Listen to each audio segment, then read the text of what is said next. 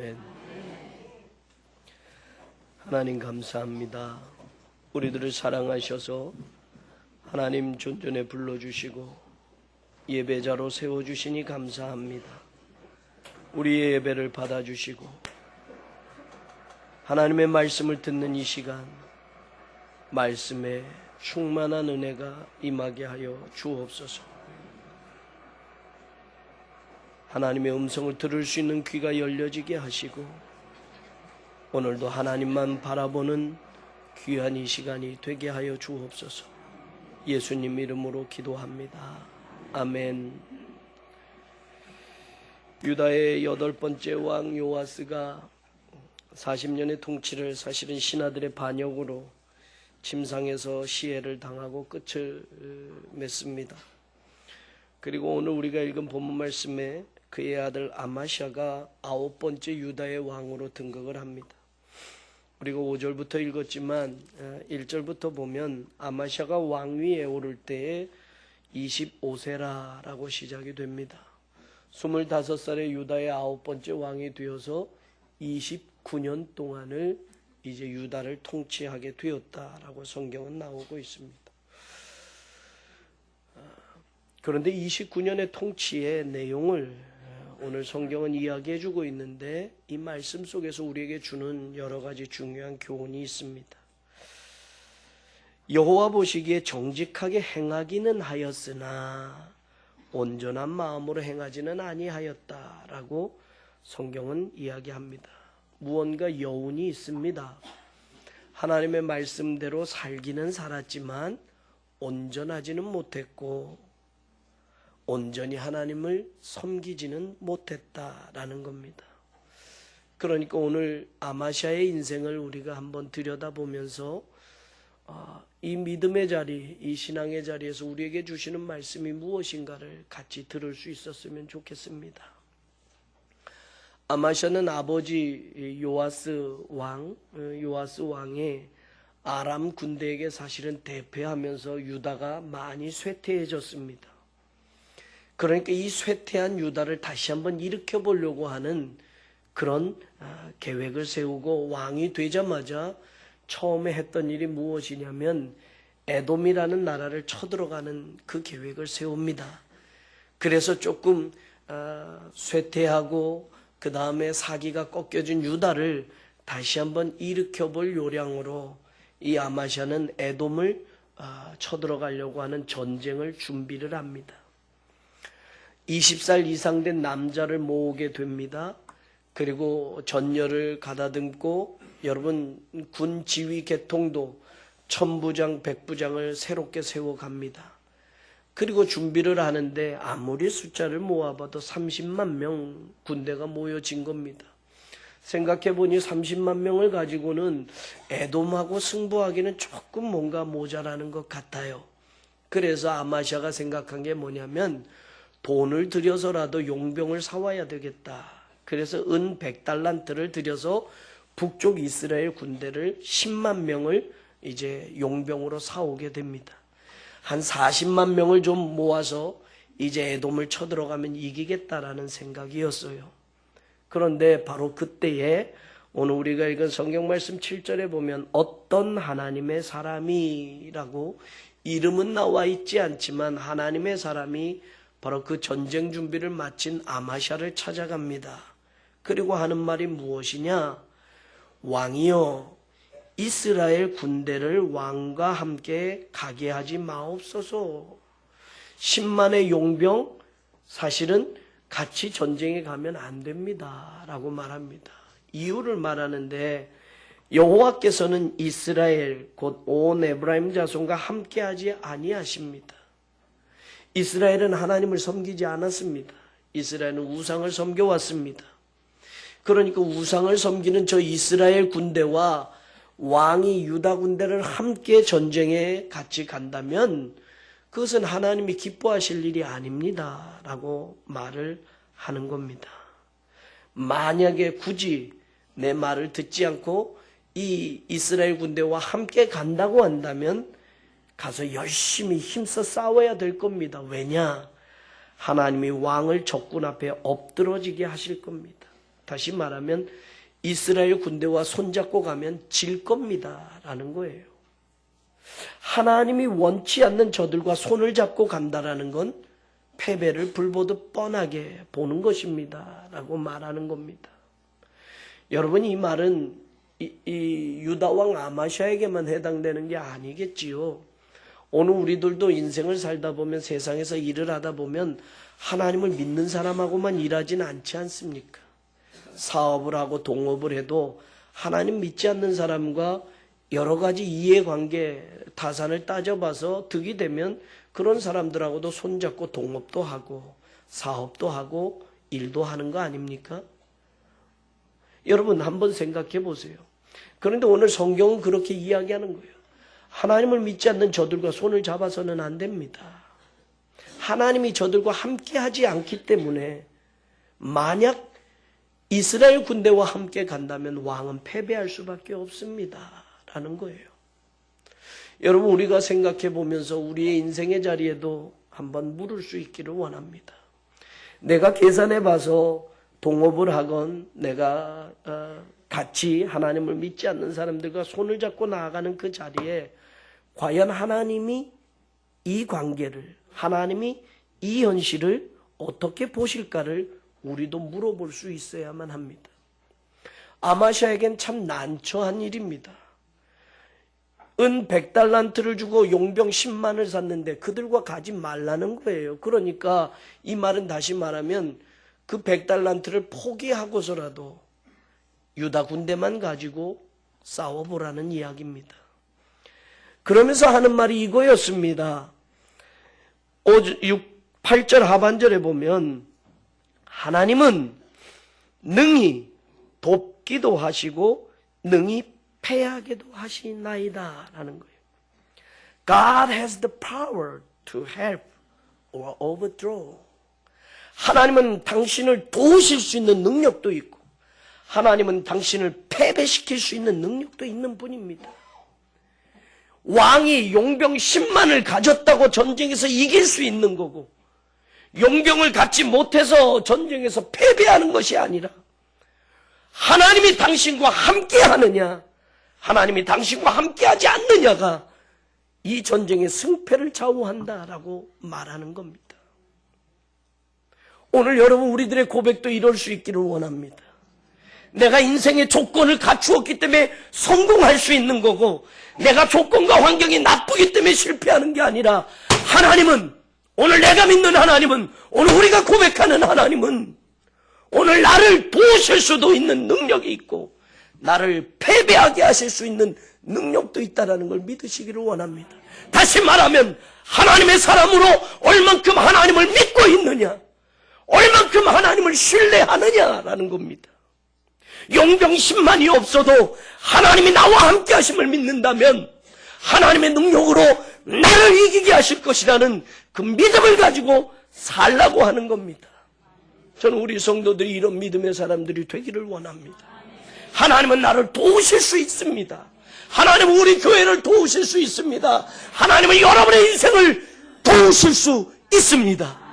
중요한 건 내가 세상에서 용병 10만을 못 가졌기 때문이 아니라, 좋은 동업자를 못 만났기 때문이 아니라, 자본이 없어서가 아니라 하나님을 신뢰하지 못하기 때문에, 하나님을 믿지 못하기 때문에, 하나님의 능력을 의심하기 때문에 우리는 오늘도 실패의 자리에서 신음할 때도 있다라는 이야기입니다.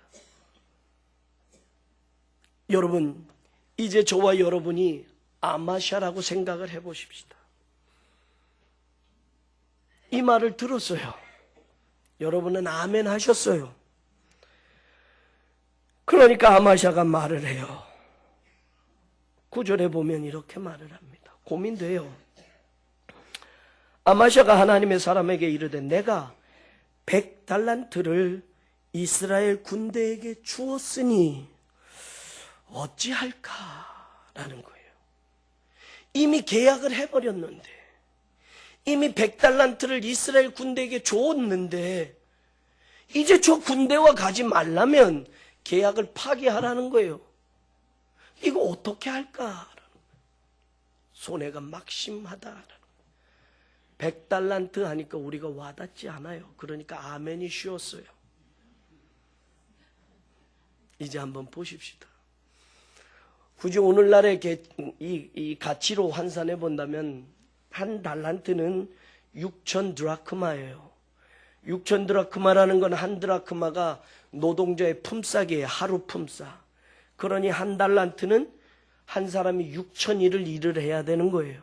계산을 쉽게 하기 위해서.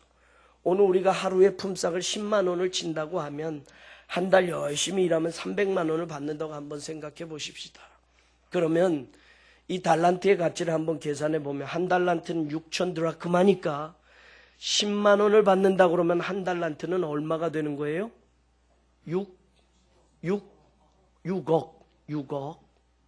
6억이에요. 한 달란트니까 100달란트를 줬으니까 6억 곱하기 100을 하면 600억. 100달란트는 600억. 아직 놀라지 마세요. 달란트의 가치는 그렇지만 은과 금의 달란트는 또 달라요. 은은 2배, 금은 15배예요. 그럼 600억 곱하기 2. 그러면 얼마? 1200억. 자, 아마샤예요. 저희가. 여러분이 아마샤예요. 왕이요, 그 사람들 100달란트 지불했어도 하나님이 그 사람들 데리고 가는 거 원치 않습니다. 그거 포기하십시오. 그러니까 아마샤가 하는 말이 어찌할까? 저와 여러분 같으면 고민 안 하고 아멘 하겠어요? 저도 이 말씀을 준비하면서 물었어요. 김한권 목사 1200억 포기하고 가겠느냐? 그거 있으면 교회 직구도 남는데. 저도 아멘이 쉽지 않아요. 어떻게 할까? 이거 참 고민되는 거예요. 이미 1200억을 지불했어요, 여러분. 그런데 그거 파기하라는 거예요. 그리고서 해보라는 거예요. 하나님 믿고 가보라는 거예요. 그러니까 아마샤도 고민돼요. 그렇지만 아마샤는 결정을 합니다. 그런 아마샤에게, 고민하는 아마샤에게 9절 하반절에 이런 말을 해요. 여호와께서 능히 이보다 많은 것을 왕에게 주실 수 있나이다. The Lord can give you much more than this. 이 1200억 당신이 손에 나는 것보다 하나님의 마음만 있으면 그거보다 더 많이 당신에게 주실 수 있습니다 라고 말해요. 이제는 아멘이 안 나오잖아요. 1200억보다 더 많은 것을 하나님은 주실 수 있습니다.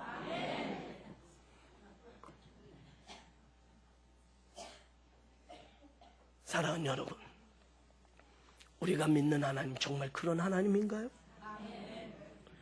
정말 하나님만 계시면 하나님의 능력으로 우리 교회를, 우리 가정을, 내 사업을, 내 인생을 그렇게 바꾸실 수 있는 하나님이신가요? 내가 손에 난 이것보다 더 많은 것으로 채워주실 수 있는 능력의 하나님이신가요? 조금 더 세게 해주셨어야 돼. 왜 갈수록 작아지십니까? 이미 우리나라는 하나님의 은혜를 체험한 나라예요. 이 말씀을 준비하면서 제가 고민이 되면서 한번 생각을 해봤어요. 그리고 대한민국의 GNP를 한번 인터넷을 들어가서 찾아봤어요. 대한민국의 GNP가 1897년부터 잡혀져 있어요. 1897년 대한제국 시절에 그때의 GNP가 7달러. 그러면서 저는 목사니까 생각을 해봤어요. 우리나라에 복음이 언제 들어왔더라? 구출라프 선교사, 토마스 선교사를 통해서 비공식적으로 우리나라에 들어오려고 했던 그런 것들은 있었지만 공식적으로 허락을 받고 대한민국 땅에 선교사가 들어온 게 1885년 부활절 아침 인천 제물포항을 통해서 감리교와 장로교 선교사인 아펜젤러와 언더우드가 우리나라에 들어와서 복음을 전하면서 장로교와 감리교의 선교가 이 온 조선 땅을, 온 대한민국 땅에 퍼져갔어요. 1885년 복음을 받아들였단 말이에요. 1897년이면 복음을 받아들인 지난 날이에요. 몇 년이 더 지났어요. 그러면 하나님의 복음을 받아들인 이 나라가 지금 얼만큼 달라졌느냐 여러분. 1897년에 7달러 GNP를 가진 나라가 1950년에는 3,000달러였습니다. 그런데 1950년 전쟁이 났잖아요. 6.25. 그래서 1953년 전쟁이 끝난 휴전하는 그때는 우리나라 GNP가 63달러로 떨어져요. 63달러는 1927년경의 GNP예요. 1953년이 1927년으로 물러가는 거예요. 쇠퇴한 거예요. 그런데 그대로 끝났나요? 2012년 대한민국의 GNP가 23,000불이 넘어요. 그러면 여러분, 하나님의 은혜로 복음을 받아들이고 이 나라 이 민족이 지금 여기까지 살 수 있는 거, 그거 세월이 지나니까 이렇게 잘 사는 거야. 천만의 말씀이에요. 1960년 70년대는 우리나라보다 동남아시아가 더 잘 살던 나라가 많았어요. 그냥 세월이 지나니까 잘 사나요? 나라가 없어진 나라도 있어요. 아직도 가난한 나라가 있어요, 여러분. 그러나 대한민국은 하나님의 말씀을 받아들이고 곳곳에 교회가 세워지고 복음이 전파되어지면서 7달러 1897년에 그 GNP를 가진 나라가 23,000달러 이상의 나라로 바뀌어졌어요. 3,285배의 축복을 받았단 말이에요. 저보단 감동이 적어요. 3,285배!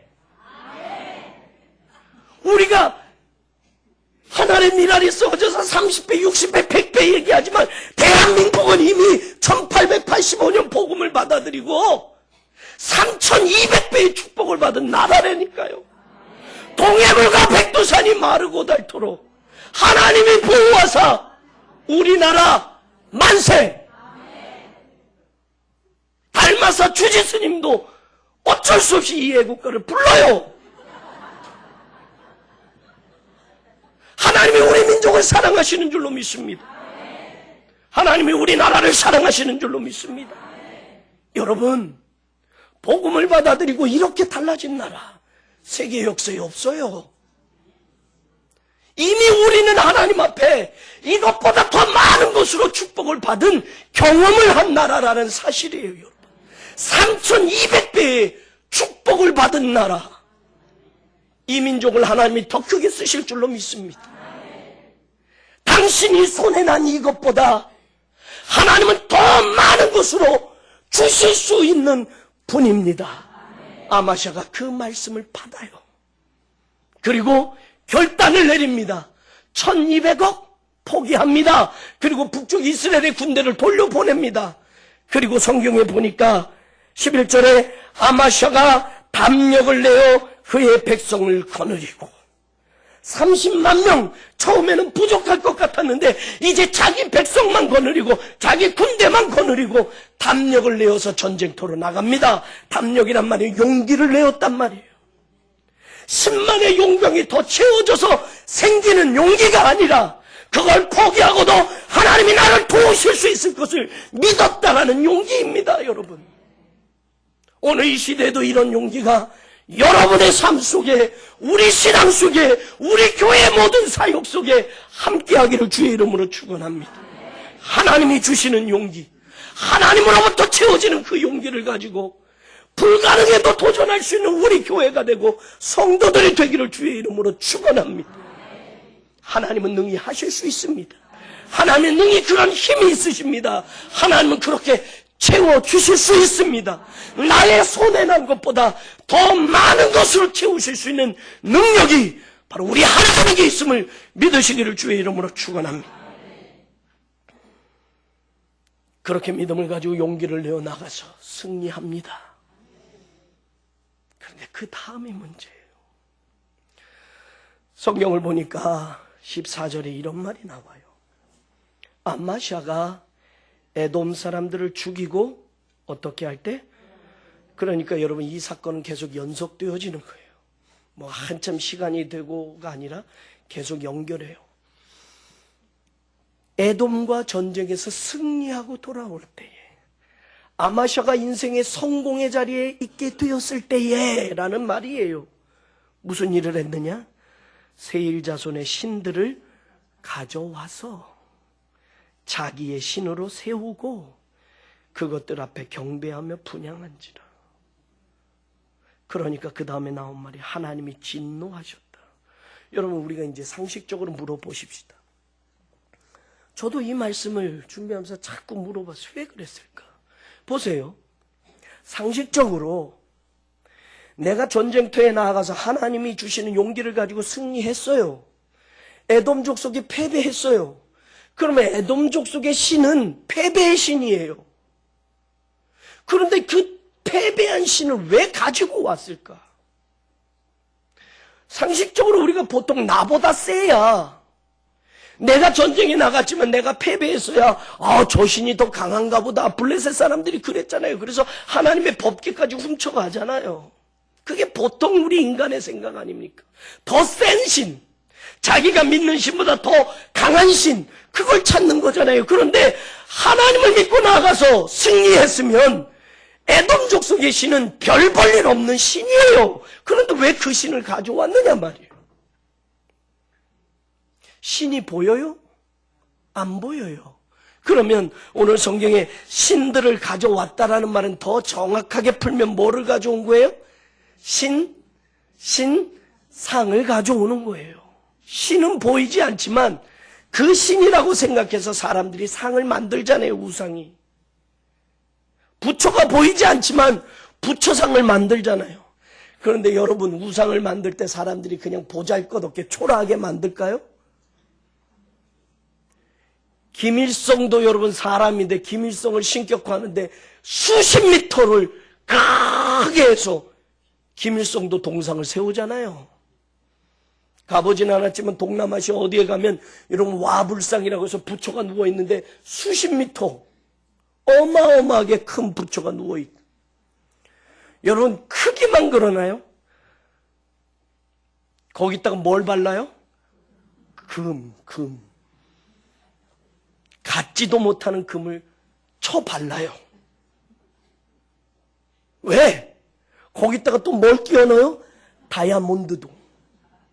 그렇게 신을 잘 꾸며놔야 그 신이 나를 지켜줄 거라고 믿으니까 어마어마하게 크게 만들든지 인간이 가지고 있는 좋은 것들을 갖다 입히든지 어찌됐든 신상에다 그렇게 꾸미는 게 사람의 심리예요. 영적으로 내용적으로 보면 에돔 족속의 신은 패배의 신이에요. 그런데 아마샤가 그 신들을 가지고 왔다라는 말은 에돔 족속이 섬기는 신의 형상이 어떤 건지는 성경에 나와 있지는 않지만 인간의 육신의 눈으로 보면 저거 가져다 놓고 싶은 거예요. 여러분, 이야 저거 대단한데, 저거 멋진데, 가지고 가야지라는 생각. 보잘것없으면 가져올 필요가 없어요. 내용은 패배했지만 겉모습으로 보여지는 신상은 이거 그냥 두기 아까운 거예요. 그러니까 아마샤가 그것들을 가지고 와서 자기 신으로 세워놨다라고 성경은 이야기해요. 이 말은 다시 말하면 자신의 승리가 자기의 능력으로 이루어진 거라고 착각하는 거예요. 하나님이 없어져 버렸어요. 다시 말하면 교만해졌다라는 거예요. 야, 내가 30만을 가지고도 이길 수 있다라는 거예요. 내가 했다라고 착각하는 거예요. 에돔 족속의 신도 가져다가 내 신으로 만들어야지. 이 말은 내가 마음껏 부릴 수 있는, 내가 너희들을 이겼으니 에돔 족속의 신을 가져다가 내가 마음껏 부릴 수 있는 그런 신으로 섬겨 나가겠다라는 거예요. 하나님이 진노하셨다고 성경은 나옵니다. 그런데 은혜로우신 하나님은 진노하심으로 바로 징벌하지 않습니다. 15절에 보니 여호와께서 아마샤에게 진노하사 한 선지자를 그에게 보내셨다. 돌아오게 하려고, 깨닫게 하려고, 회개하게 하려고. 아직도 하나님이 참아주셨다라는 거예요. 그래서 하나님이 주신 말을 전하게 하는데, 여러분 성경에 보니까 16절에 뭐라고 나와요? 선지자가 아직 그에게 말할 때, 아직 하나님의 말씀을 다 전하지도 않았을 때에 뭐라고 해요? 왕이 그에게 이르되 우리가 너를 왕의 모사로 삼았느냐? 그치라. 하나님의 말씀을 전하기도 전에 입을 막아요. 닥쳐. 네가 언제부터 왕에게 이래라 저래라 하느냐라는 거예요. 네가 언제 왕의 모사가 되었느냐라는 거예요. 그만 말하고 나가라라는 거예요. 하나님의 말씀도 듣지 않습니다, 이제는. 그리고 성경에 나온 걸 보니 17절에 보면 유다 왕 아마샤가 상의하고 라는 말이 나와요. 누구와 상의를 하느냐 말이에요.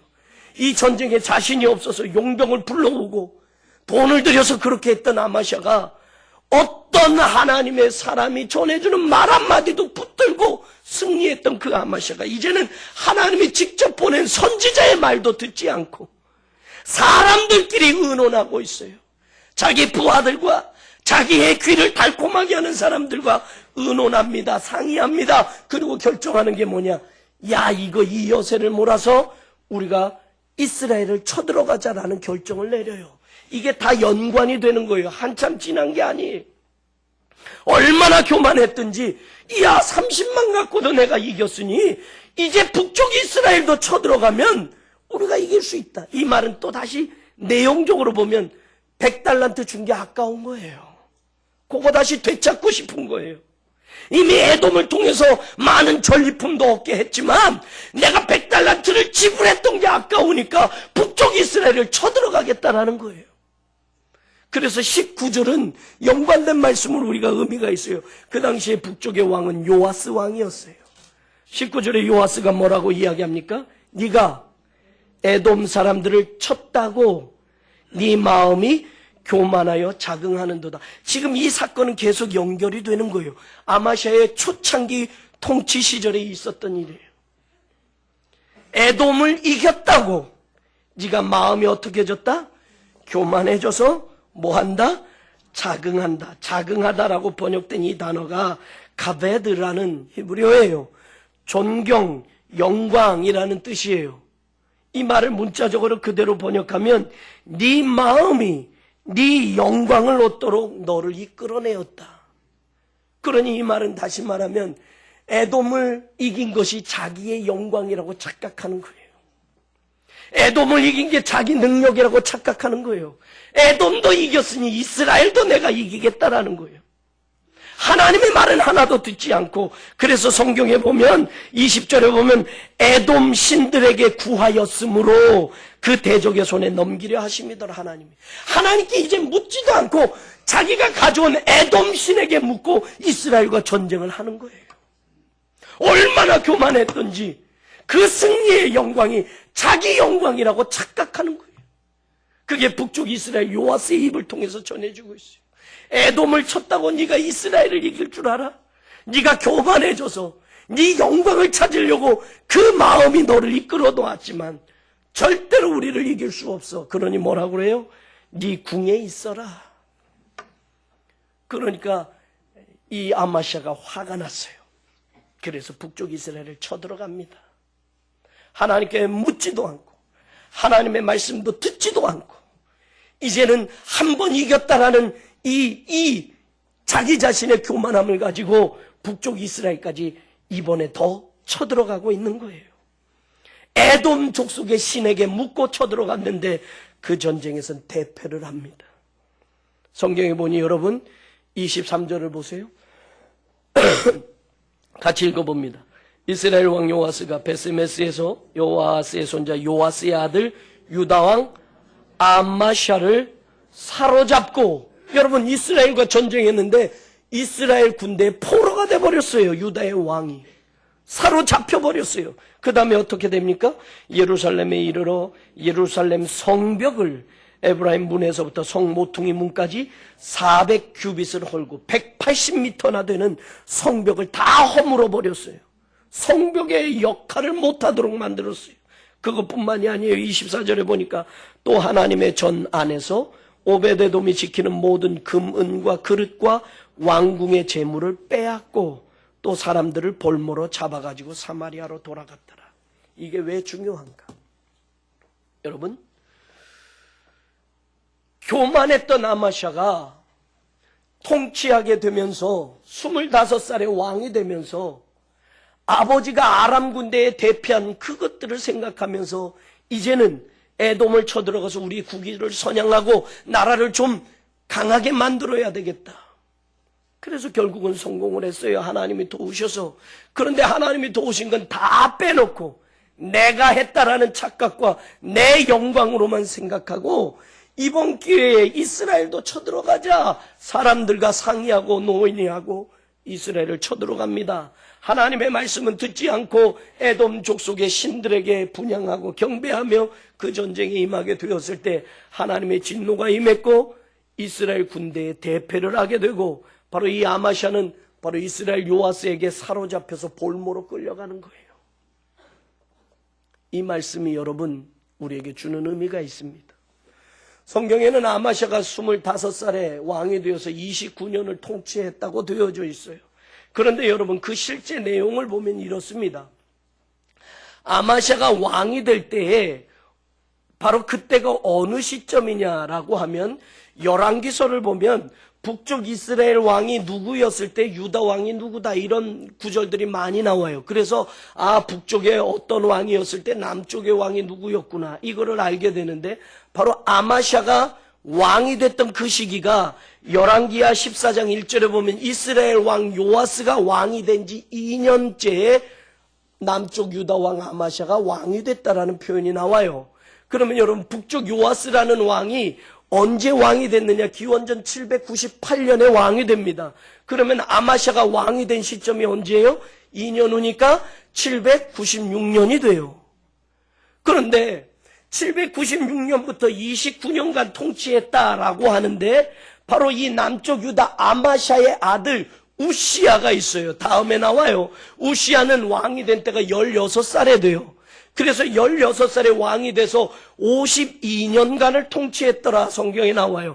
그런데 바로 이 우시야가 왕이 된 연도가 언제냐? 기원전 792년이에요. 그러면 여러분 아버지 아마샤가 왕이 된 게 796년이고 29년을 통치했다고 하고 아들 우시야가 16살에 왕이 되어서 52년을 통치했다고 하는데 이 아들과 아버지가 통치한 게 25년이 겹쳐져요.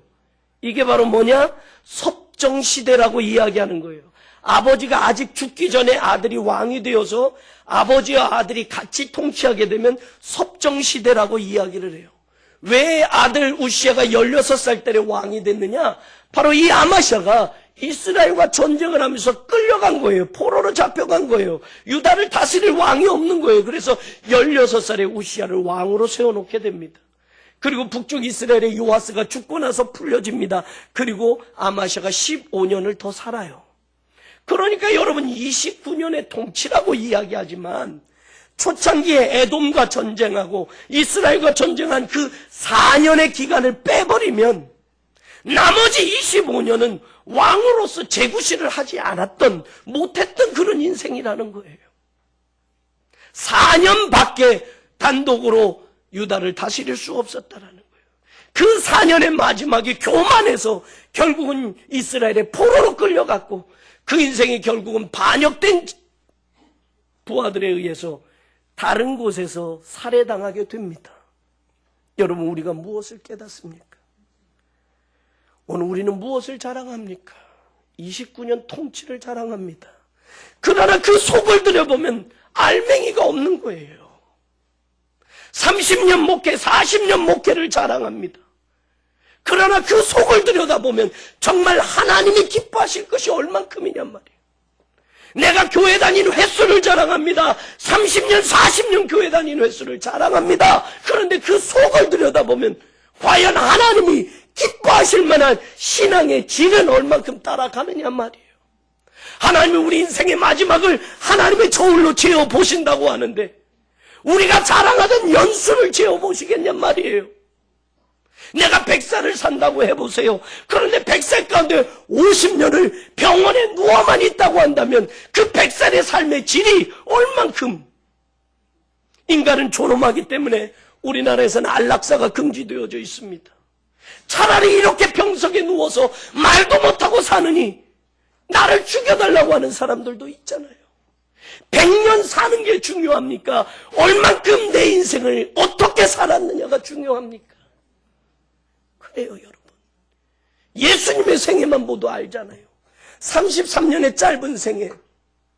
우리의 계산으로 한다면 요절한 거예요, 여러분. 30대 젊은 시절에 예수님이 죽으신 거예요. 그러나 예수님은 마지막 숨을 거두실 때 뭐라 말합니까? 다 이루었도다.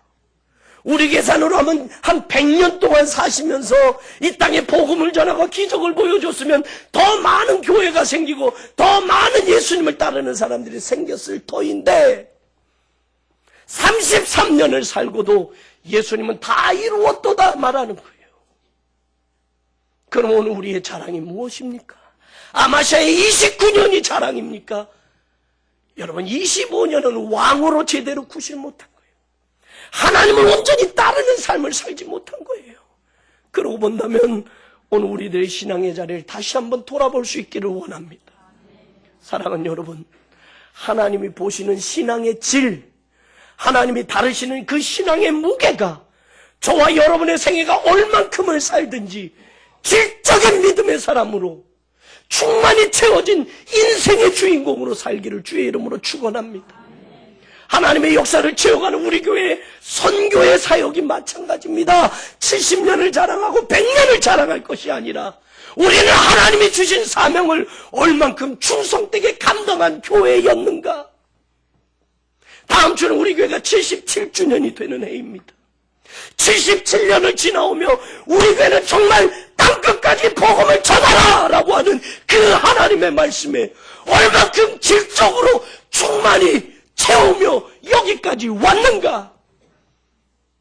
내가 교회를 섬기던 그 모든 지난 날들을 돌아보며 나는 30년 40년을 자랑할 것이 아니라 나는 과연 하나님이 다루실 만한 그 신앙의 무게가 내가 섬기던 그 지난 신앙의 역사 가운데 얼만큼이 되겠는가.